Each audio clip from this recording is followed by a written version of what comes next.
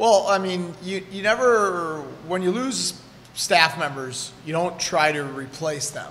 You try to hire new people that bring different things to the table for us. So, you know, if you try to go out and look for a replacement for Mike Weber or Michael Pekka, you might make mistakes. So you go out and try to hire great people who have experience that is going to help us, me, our players. Vinny and Pacer are awesome. Pacer was an easy one just because he was already in player development. He was around us so much, and you knew how good of a person he was. You knew how smart he was. You knew how much passion he had for the game.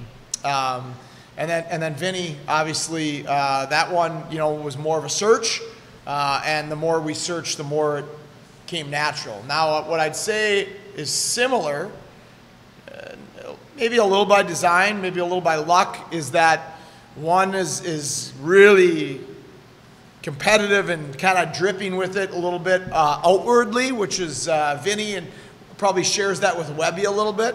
Pacers is more inner competitiveness, like Peck's was a little bit.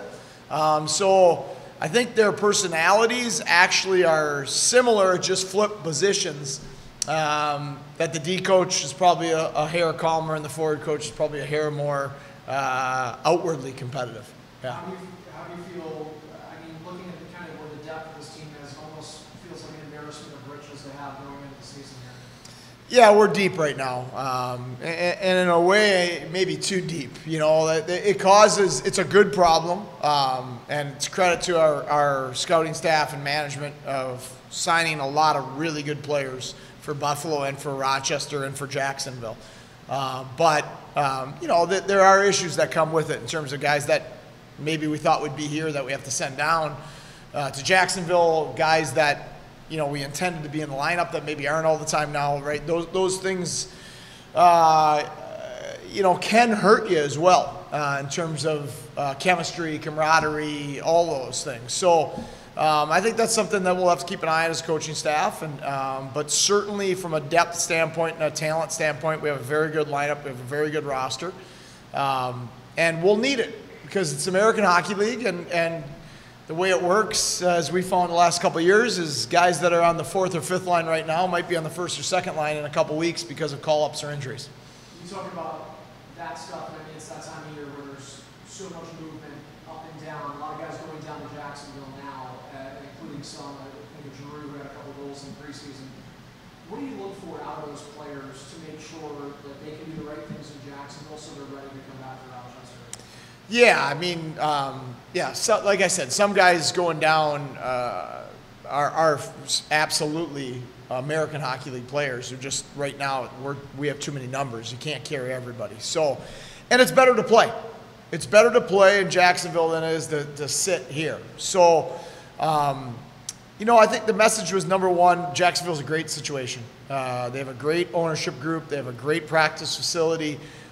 They get really good attendance. They have a really strong young coach in Nick Luco, and they're going to play similar in style to us. So the practices, the style of play is going to be very similar.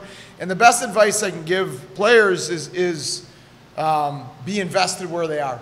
You know, and it's something I use Jack Quinn and JJ Peterka and Matthias Samuelson and all these guys that have come through Rochester that are in Buffalo. We use them as an example. It's like, they weren't so focused on being in Buffalo that they forgot to be Amerks. They were all in on being Amerks, and because of that, their game was great. They had fun. They helped us win, and they got to where they wanted to go. It's the same message for the guys going to Jacksonville, is be all in on being part of Jacksonville, try to help them win, be invested there, and that's the best way to get back here. You look at the success you guys had last year. Does that maybe move the goalpost back? Does that change the expectations or the pressure entering the new season? Maybe outwardly. I mean, from other sources, I think that a lot of people probably didn't expect us to win the last couple of years because of how young we've been. So the media and fans and things, that maybe that changes. For us, the expectation's always been the same, which is we're going to try to get better today. You know, we never talked about trying to make the playoffs last year, not until the last 15, 20 games. We don't talk about Calder Cup. We don't put a trophy of the Calder Cup up day one. Like, our goal is to create an environment in the locker room and practice, in the weight room, where guys come here every day hungry to get better and make their games better and improve. That's the best way for us to develop our prospects. That's the best way for us to become a better team. I believe if you focus on those things, through that, you become a really good hockey team. And as you become a really good hockey team, you end up winning games and putting yourself in position to do those type of fun things down the road. So our focus is going to be the exact same, and you know, how other people look at us is fine. Do we actually know numbers right now? Like, is there any more come back to Buffalo? Is there any more you're saying? There's always coming back. Today, do you mean? No, I'm just trying to count it. Well, Buffalo's got to be at. Like 26 there, maybe? Buffalo's got to be in Buffalo. Yeah. No, they have to be at their limit today. Today's roster day. 23. Right? Today's roster day. Right? Today's roster. So there's nobody else. So there's 23. Buffalo's at their 23-man limit,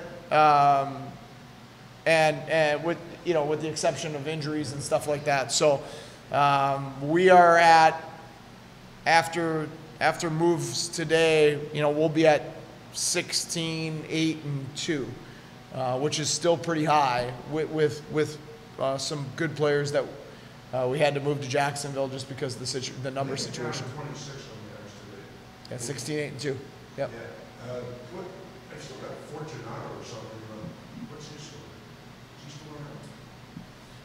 No. Yeah, so